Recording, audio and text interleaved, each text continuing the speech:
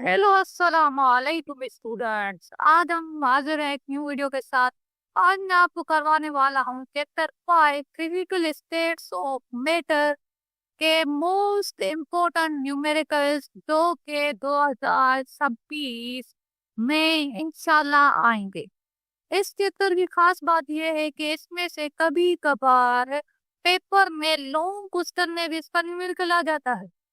तो ये वीडियो आपको लाजमी पूरी देखनी है, क्योंकि ये आपका रिवीजन हो रहा है न्यूमेरिकल्स का। हमने जो सारा साल न्यूमेरिकल पढ़े उनका ये रिवीजन बहुत अच्छा हो जाएगा। तो चलें शुरू करते हैं।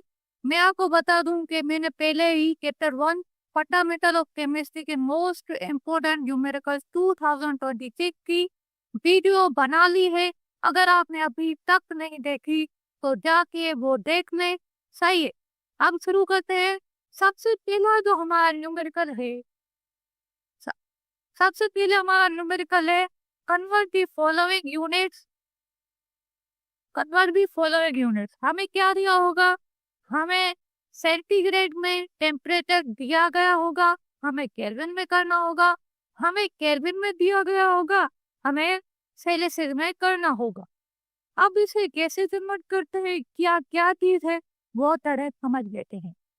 सबसे पहले हमें दिया गया है 100 सेंटीग्रेड टू केल्विन, और दूसरा हमें दिया गया है 170 केल्विन टू सेंटीग्रेड, और तीसरा हमें दिया गया है 780 केल्विन टू सेंटीग्रेड। आइए अब मैं आपको बता दूं कि इन दोनों का रिलेशन क्या होता है, सेंटीग्रेड और केल्विन का। तो सबसे पहले हम 100 सेंटीग्रेड की केल्विन में कन्वर्ट कर चुके। आइए कन्वर्जन केल्विन टू केल्विन। अब हमें क्या दिया गया है, टेम्परेचर केल्विन से हमें कन्वर्ट करना है। तो टेम्परेचर केल्विन बराबर होता हुए सेंटीग्रेड प्लस 273। जितना भी सेंटीग्रेड में हमें, जितना भी सेल्सियस में हमें टेम्परेचर दिया गया है, उसको हमें प्लस करना होगा 273 से। सही है। तो यहाँ पे मैंने टी तो लगाई है, ये जो टी है ये हमारा गिवन जो टेम्परेचर होगा वहाँ ये आएगा। टी की जगह पे क्या आएगा? 100 आएगा। सही है। 100 हो, 200 हो, 300 हो, अगर माइनस में भी हो ना वो भी यहाँ पे आएगा। तो आप देख सकते हैं हेयर टेम्परेचर टी सेंटीग्रेड में हमें गिवन है 100 सेंटीग्रेड। अब हमें कन्वर्ट करना है केल्विन में। तो 100 प्लस 273 हमारे पास आ जाएगा 373 केल्विन। सही है। अब हम करते हैं सेकिंग जो है हमारा 170 केल्विन टू सेंटीग्रेड।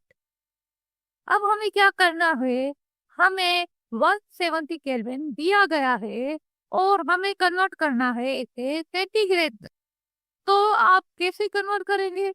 सिंपल फंडा है, आपको पता है कि ये देखिए, अगर हम सेंटीग्रेड को, अगर हम केल्विन, ये देखें, ये 273 यहाँ पे प्लस कर रहा है, वहां जाके क्या करेगा? माइनस। तो टी केल्विन टी के -273। अगर आपको सेंटीग्रेड में मालूम करना है तो केल्विन जो भी आपको दिया गया होगा वो हम माइनस करेंगे 273 से। और अगर आपको केल्विन में कन्वर्ट करना है तो जो जो आपको सेंटीग्रेड में टेम्परेचर दिया गया होगा उसको ऐड करेंगे 273 में। सही है। अगर आपको कहे कि केल्विन टू सेंटीग्रेड तो माइनस, अगर आपको कहे सेंटीग्रेड टू केल्विन तो प्लस। सही है। अब हमारे पास क्या दिया गया है, हमें जो केल्विन में दिया गया है टेम्परेचर वो हमारा है 170 केल्विन। अब हमें क्या करना है, T centigrade temperature in centigrade बराबर है केल्विन, हमारे पास क्या दिया गया था? 170 170 केल्विन। सही है। 170 केल्विन हम यहाँ पे डाल देंगे, यहाँ पे रखेंगे 170 माइनस 273। 170 माइनस 273 हमारे पास आ जाएगा 103 सेंटीग्रेड, वो भी किसमें? माइनस में। यहाँ पे आप परेशान नहीं हो। जो सेंटीग्रेड सेल्सियस में हमारे पास जो टेम्परेचर आता है वो हमारा नेगेटिव भी हो सकता है और पॉजिटिव भी हो सकता है, सही है। लेकिन केल्विन में हमारा कभी भी टेम्परेचर जो है वो नेगेटिव नहीं होगा, ये आप याद रखें। केल्विन हमेशा एब्सोल्यूट जीरो होता है लेकिन नेगेटिव नहीं होता। तो चलिए शुरू करते हैं। हमारा तीसरा 172 केल्विन, 170 केल्विन टू सेंटीग्रेड। अब हमें क्या करना है, केल्विन को सेंटीग्रेड में कन्वर्ट करना है, सही है। तो आपको पता है कि अगर हमको सेंटीग्रेड पे कन्वर्ट करना होगा तो हम केल्विन में जो हमारे पास गिवन टेम्परेचर है उसको माइनस करेंगे 273 से। अब हमारे पास क्या है, केल्विन में हमारे पास गिवन है 780 kelvin. Temperature in centigrade is equal to 780, यहाँ पे आएगा, गलती से मैंने यहाँ पे 78 लिख लिया है, यहाँ पे आएगा 780 माइनस 273। अब हमारे पास जो टेम्परेचर आ गया सेंटीग्रेड में वो हमारे पास आ गया 507 सेंटीग्रेड। तो ये थे यूनिट कन्वर्जन, टेम्परेचर की यूनिट कन्वर्जन। ये आपके एमसीक्यूज में भी आ सकते हैं और आदि जो हम बोल्ट लॉ और चार्ट लॉ के जो न्यूमेरिकल करेंगे उनमें भी आपके पास एक काम आएगा। अब मैं आपको अहम चीज एक नोट बता दूं कि आपको जब भी सेंटीग्रेड में सेंटीग्रेड में टेम्परेचर नजर आए तो आपको फौरन ही उसे केल्विन में कन्वर्ट करना होगा। इसलिए मैंने आपको यहाँ पे सिखा दिया कि केल्विन में कैसे कन्वर्ट करते हैं, सही है। अब मैं आपको एक होमवर्क दे देता हूँ।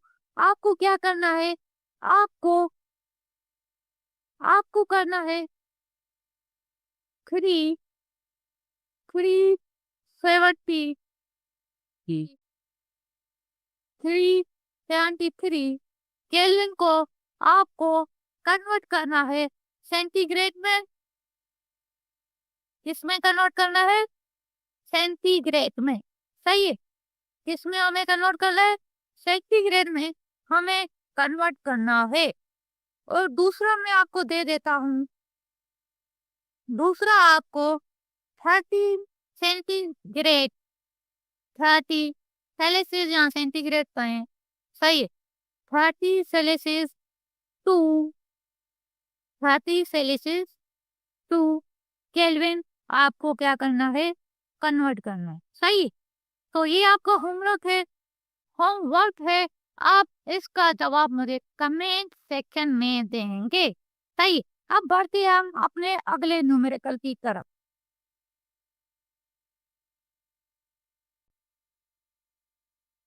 सेकंड न्यूमेरिकल नंबर सेकंड में हमें क्या करना है, ये मैं आपको बता दूं कि इसमें आपके पास मिक्स क्वेश्चन होंगे, चार्ल्स लॉ के और बॉयल्स लॉ के, सही है।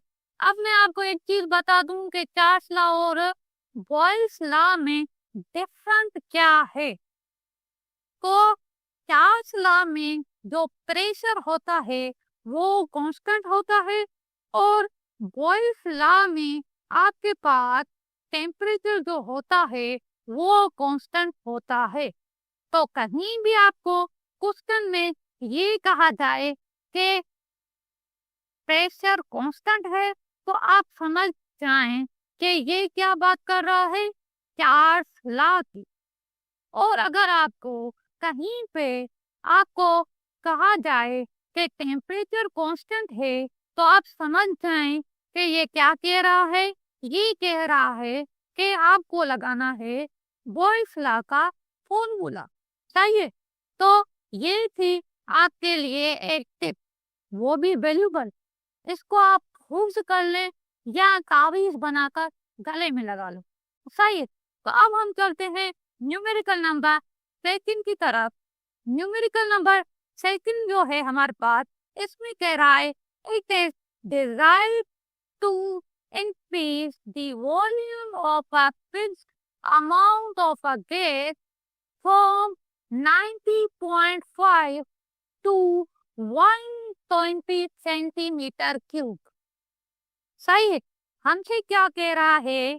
हमें कह रहा है कि हमारे पास एक वॉल्यूम है गैस का, उसका वो जो इंक्रीज हो रहा है, वो इंक्रीज हो रहा है 90.5 सेंटीमीटर क्यूब से 120 सेंटीमीटर क्यूब तक।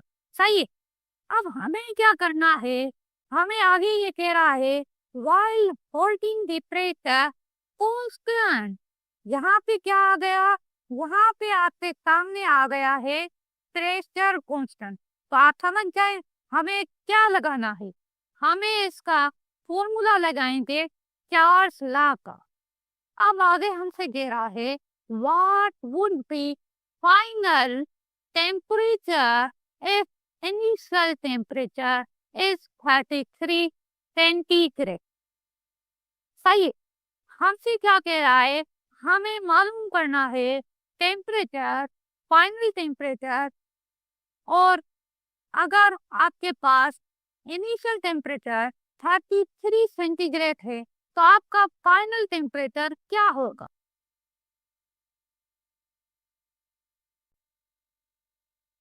डेटा गिवन क्या है? Initial volume is equal to V1 equal 90.5 centimetre cube. तो हमारे पास जो V1 था, आपको देखे क्या कह रहा था? इंक्रीज हो रहा है। तो मतलब क्या हो रहा है? V1 से हमारे पास जाएगा V2 तक। सही, इंक्रीज हो रहा है ना, तो V1 से क्या जाएगा? V2 तक। It is desire to increase 90.5 है। ये हमारा क्या है? V1 है। और हमारा 120 जो है वो हमारा क्या है? V2 है। सही है। तो इनिशियल वॉल्यूम V1 हमारे पास है 90.5 सेंटीमीटर क्यूब, और हमारे पास जो फाइनल वॉल्यूम है V2 वो हमारे पास है 120 सेंटीमीटर क्यूब। सही है। तो अगर आपको ये पता नहीं है कि वॉल्यूम के यूनिट्स क्या होते हैं, तो मैं आपको बता दूं कि वॉल्यूम हमारे पास 3 यूनिट, वॉल्यूम के हमारे पास यूनिट जो होते हैं वो कभी कभार आपको डीएम क्यूब भी दे सकता है। सही है। क्या आ सकता है? DM cube. आपको कभी कभी लीटर भी कह सकता है, आपको कभी कभी मिलीलीटर भी कह सकता है। क्या कह सकता है? मिलीलीटर में भी। अभी आपकी लेवल पे यूनिट कन्वर्जन नहीं आई। यूनिट कन्वर्जन से टेम्परेचर भी आपके पास है बुक में। बाकी अगर डीएम क्यूब, लीटर, एमएल की जरूरत पड़ी तो मैं आपको सिखा दूंगा, लेकिन आप घबराना मत। कभी कभार हमें V1 दे देता है सेंटीमीटर क्यूब में और हमसे कहता है V2 मालूम कर। अब आप ये नहीं कहना कि V2 आप डीएम क्यूब में लिखते हैं, V2 भी आपको सेंटीमीटर क्यूब में ही निकालना होगा। सही है। तो अगर आपको डीएम क्यूब में वॉल्यूम दे रहा है तो डीएम क्यूब भी लगाएंगे, लीटर में दे रहा है तो लीटर में। अगर आपको V1 डीएम क्यूब में दे रहा है और V2 सेंटीमीटर क्यूब में दे रहा है, फिर यूनिट कन्वर्जन आएगी। लेकिन आपकी लेवल पे ऐसा कभी नहीं करेगा। क्लास 11 में ऐसा होता है, उनकी अलग बात है। आप क्लास 9 में है तो आपके पास ये चीज नहीं होती, आपको घबराने की बात नहीं। सही है। तो इनिशियल टेम्परेचर हमारे पास जो है T1, उसने पहले ही कह दिया इनिशियल टेम्परेचर 33 सेंटीग्रेड। अब जब भी ही लेके सेंटीग्रेड को आप पूरे से कन्वर्ट कर दे, एक सेकंड भी आपको रुकना नहीं है। 30 सेंटीग्रेड आपका खुला दुश्मन है। सेंटीग्रेड क्या है? सेल्सियस आपका खुला दुश्मन है। आप ऐसे समझे ये हमारे पास दुश्मन है, इसे हमें राफेल से उड़ाना है। तो इसे राफेल से उड़ाने के लिए हमें क्या करना होगा? हमें इसे 273 पे प्लस करना होगा। सही है। तो 33 को प्लस करेंगे 273 पे तो हमारे पास आ जाएगा 306 केल्विन। सही है। मैं फिर से कर लेता हूँ प्लस, तो हमारे पास 307 आएगा। ये 0.15, ये तो नहीं है, 0.15 नहीं लगेगा आपका। सही। तो 306 केल्विन आएगा, 0.15 आपका नहीं लगेगा। सही है। तो टू फाइंड हमें क्या करना है? हमें फाइंड करना है final temperature T2, mathematical representation of Charles law. Charles law का जो फॉर्मूला होता है वो आपके पास होता है V1/T1 is equal to V2/T2। सही, इसको हमें निकालना है T2। तो आपको क्या करना होगा, T2 यहाँ पे जाएगा, मल्टीप्लाई करेगा, और सही है T2 हमें यहाँ ऊपर भेज देना है। T2 हमें क्या करना है, T2 V1 हो गया, सही है, यहाँ पे लिख लेता हूँ मैं, T2 V1 हो गया, सही है। अब V1 को हम यहाँ पे लिख लेंगे, ये हमारे पास V1 यहाँ पे आ गया, सही है। हमारे पास क्या हो गया, V2/V1 T2/T1। लेकिन हमें क्या फाइंड करना है, T2। तो T1 को भी हम यहाँ पे शिफ्ट करेंगे, T1 हमारे पास यहाँ पे क्या कर रहा है, हमारे पास यहाँ पे डिवाइड में है, तो ऊपर जाके मल्टीप्लिकेशन में आ जाएगा। तो हमारे पास जो फॉर्मूला बन के आ जाएगा, रीअरेंज जो हमने फॉर्मूला किया है T2 का, वो हमारे पास आ जाएगा V2 into T1/V1। सही, अब हमें क्या करनी है, वैल्यूज पुट करनी है। T2 हमें मालूम करना है 120 into 306। V2 हमारे पास क्या है, V2 हमारे पास है 120, तो यहाँ पे हम लग रहे हैं 120 into 306 अपॉन 90.5। सही, 10120 को अगर आप मल्टीप्लाई करेंगे 306 से, तो आपके पास आ जाएगा 36,738। सही, और डिवाइड करेंगे 90.5 से। डिवाइड किससे करेंगे, डिवाइड हम करेंगे 90.5 से। डिवाइड हम किससे करेंगे, 90.5। तो मैं आपको करवा देता हूँ, क्योंकि यहाँ पे कैलकुलेशन साथ साथ में करते जाएंगे, तो हमें पता चलता जाएगा कि हमने सही किया है या नहीं। मुझसे भी गलती हो सकती है कभी कभी।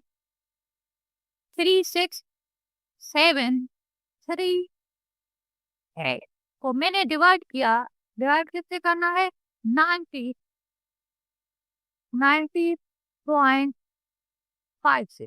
सही, 90.5 से मैंने डिवाइड किया, तो हमारे पास क्या आ गया, हमारे पास आ गया 405.944 केल्विन।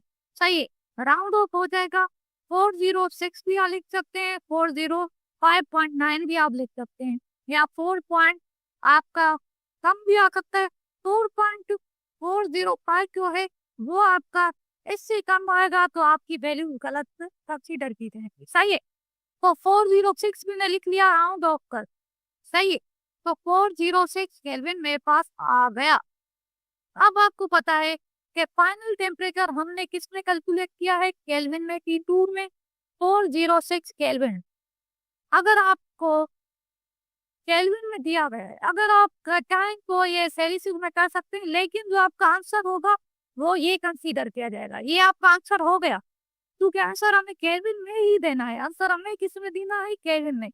और वो ये नहीं कहेगा कि आप इसको सेंटीग्रेड में ही आंसर दें, ये नहीं कहेगा। सही है, तो अगर आप ये प्रैक्टिस है जो मैंने आपको पहले आपको करवाया है, पहले हमको मैंने यूनिट कन्वर्टर करवाया, तो आपकी ये प्रैक्टिस बन जाएगी। अब आप मुझे क्या कन्वर्ट करेंगे, आप इसको 406 केल्विन को सेंटीग्रेड में कन्वर्ट करके मुझे दिखाएंगे। सही है, तो ये मैं आपको देखूंगा कि आप सही किया है या नहीं, कमेंट में आप बताएंगे। अब चलते हैं हम अपने नेक्स्ट न्यूमेरिकल की तरफ। नेक्स्ट न्यूमेरिकल जो हमारे पास है, न्यूमेरिकल नंबर 3।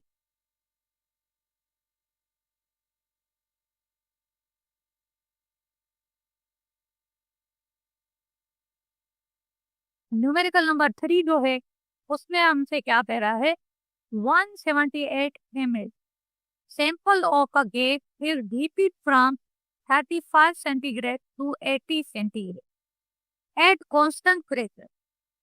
प्रेशर क्या है, कांस्टेंट, तो आप समझ जाएंगे ये chart low. What is the final volume, हमें क्या मालूम करना है, हमें मालूम करना है फाइनल वॉल्यूम। V2 हमें मालूम करना, तो इनिशियल वॉल्यूम जो हमें गिवन है वो हमें किस में गिवन है, ml में गिवन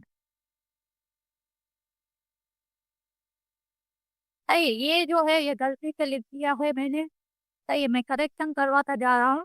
यहाँ पे आपके पास आएगा 78 ml।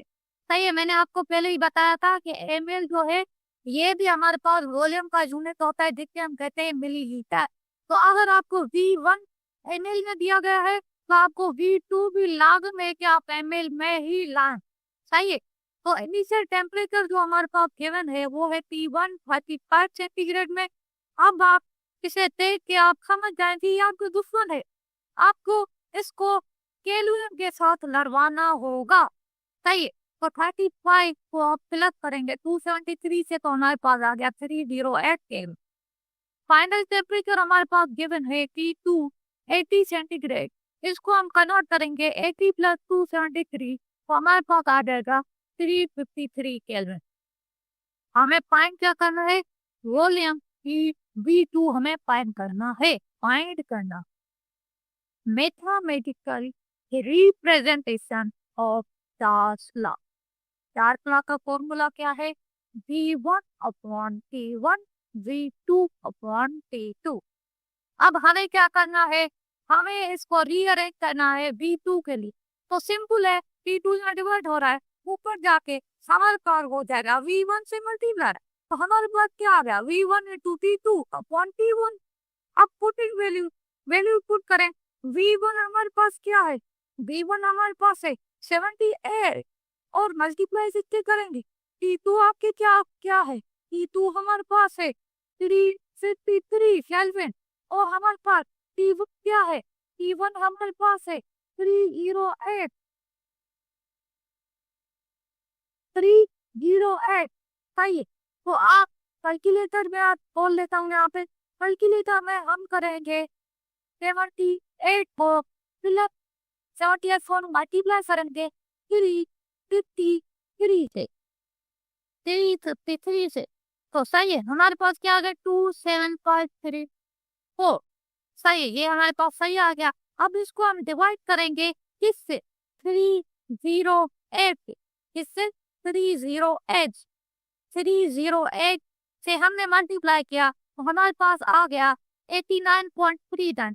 इसको राउंड ऑफ करके मैंने अप्रोक्सीमेटली लिख लिया 89.4 ml। हमारे पास फाइनल आंसर क्या आ गया? The final volume is approximately 89.4 ml। सही है। तो हमारे पास ये न्यूमेरिकल भी क्या हो गया? सोल्व। अब आपको क्या करना है? अब हम चलते हैं नेक्स्ट न्यूमेरिकल की तरफ। नेक्स्ट जो न्यूमेरिकल है ये आपका आखिरी न्यूमेरिकल है। सही। 60 के मैंने आपको 2 करवाए क्योंकि ये इम्पोर्टेंट भी होते हैं और इनके आने के बहुत से चांसेस भी होते हैं। बॉयज लॉ थोड़ा आसान होता है 60 के मुकाबले में। सही। तो इसलिए मैंने आपको पहले 60 करवा दिया। अब हम बॉयज लॉ की तरफ बढ़ते हैं। अब बॉयज लॉ में क्या होता है? इसमें हमें टेम्परेचर क्या होता है? कांस्टेंट दिया होता है और इसका जो फॉर्मूला होता है वो P1 V1 is equal to P2 P2। अब आप जैसे न्यूमेरिकल हम शुरू करेंगे तो आपको समझ में हर चीज आ जाएगी। तो हमारे पास क्या है? 800 centimetre cube of a gas enclosed in a container is under a pressure of 750 mm of milliliter of mercury। सही है, ये मर्क्यूरी एक यूनिट है। mmHg ये आपका एक यूनिट होता है प्रेशर का। If the volume is reduced to 250 centimetre cube, आपका वॉल्यूम क्या हो गया? रिड्यूस हो गया। What will be the pressure? Pressure आपका क्या आएगा? तो इनिशियल वॉल्यूम जो हमारे पास है V1 वो 800 सेंटीमीटर क्यूब है। V2 हमारे पास है 250 सेंटीमीटर क्यूब। क्योंकि ये रिड्यूस हो गया है तो V2 हमारे पास 250 सेंटीमीटर क्यूब आ जाएगा। सही। अब आपको ऐसे नहीं समझना कि V1 हमेशा ही बड़ा होगा और V2 हमेशा छोटा होगा या V1 हमेशा छोटा होगा V2 हमेशा बड़ा होगा। आपको क्वेश्चन दे के आपको मालूम करना है कि V1 हमारे पास क्या है। सबसे पहले आपके पास एक 100 सेंटीमीटर क्यूब लिखा हुआ है, वो खुद कह रहा है कि 100 सेंटीमीटर क्यूब पहले वॉल्यूम है, फिर रिड्यूस हो गए, मतलब V2 जो है वो रिड्यूस हो गई हो। पहले मैंने आपको दिखाया कि हमें वहां पे इंक्रीज हो रहा था वॉल्यूम, देखिए यहाँ पे क्या हो रहा है? डिक्रीज हो रहा है। तो V2 हमारे पास डिक्रीज में आएगी, और अगर इंक्रीज होगा तो V2 हमारे पास इंक्रीज में आएगी। ऐसे नहीं कि आप रट्टा लगा ले, V1 हमेशा छोटा होगा, V2 हमेशा बड़ा होगा, ये रट्टा नहीं लगा ना। इनिशियल प्रेशर हमारे पास P1 है 750 mm ऑफ Hg, आप यहाँ पे Hg लिख लेंगे। सही है, यूनिट हमेशा डेटा में यूनिट हमेशा लिखना है। सही है, डेटा जब भी बनाए यूनिट हमेशा मेंशन करें। To find final pressure P2 हमें मालूम करना है। Mathematical representation of Boyle's law. Boyle's law हमें क्या कहता है? बॉयल्स लॉ हमें कहता है कि P1 V1 हमेशा बराबर होंगे P2 V2, हमेशा बराबर नहीं, ये मैंने ऐसे ही कर दिया। फॉर्मूला है P1 V1 is equal to P2 V2। सही है, तो हमारे पास क्या है? P2 बराबर है, हमें नाम क्या करना है? P2। V2 यहाँ मल्टीप्लाई कर रहा है, 1 जैसे क्या करेगा? डिवाइड, तो P1 V1 upon V2। Putting values आपको पुट करनी है। वैल्यूज आपको पुट करने के लिए आपको क्या करना होगा? वैल्यूज हम पुट करते हैं, हमारे पास यहाँ पे 750 mmHg मल्टीप्लाई हो रहा है 100 से, डिवाइड हो रहा है 250 से। तो अगर आप 750 को 800 से मल्टीप्लाई करेंगे तो आपके पास आ जाएगा 6, और आपके पास ये जीरो जो आ रहे हैं, 5 जीरो आपके पास आ रहे हैं, इनको आप मल्टीप्लाई डिवाइड करेंगे 250 से, तो आपके पास आ जाएगा 2400 mm ऑफ Hg। सही है, तो हमारे पास क्या आ गया? हमारे पास जो आंसर आया है वो हमारा आया है 2400 mmHg। तो अगर आपको, अब मैं आपको एक ट्रिक बता देता हूँ। चार्ल्स लॉ में हमारे पास क्या होता है? Direct relation. सही है, वॉल्यूम का टेम्परेचर के साथ क्या है रिलेशन जो है, वो क्या है? डायरेक्ट। चार्ल्स लॉ में मैं बात कर रहा हूँ। सही, V जो होता है वो हमारे पास डायरेक्टली प्रोपोर्शनल होता है टेम्परेचर से, चार्ल्स लॉ में। अब हमारे पास जो आपका वॉल्यूम बढ़ेगा, तो आपके पास अगर वॉल्यूम जो है वो आपके पास इंक्रीज होगा, तो आपके पास टेम्परेचर भी इंक्रीज होगा।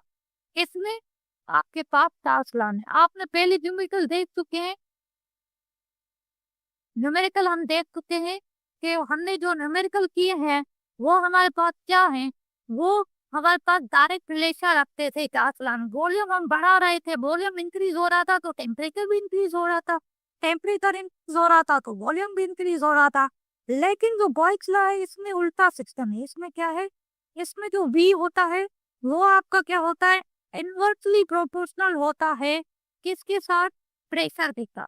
अगर आप वॉल्यूम बढ़ाएंगे तो प्रेशर डिक्रीज होगा, अगर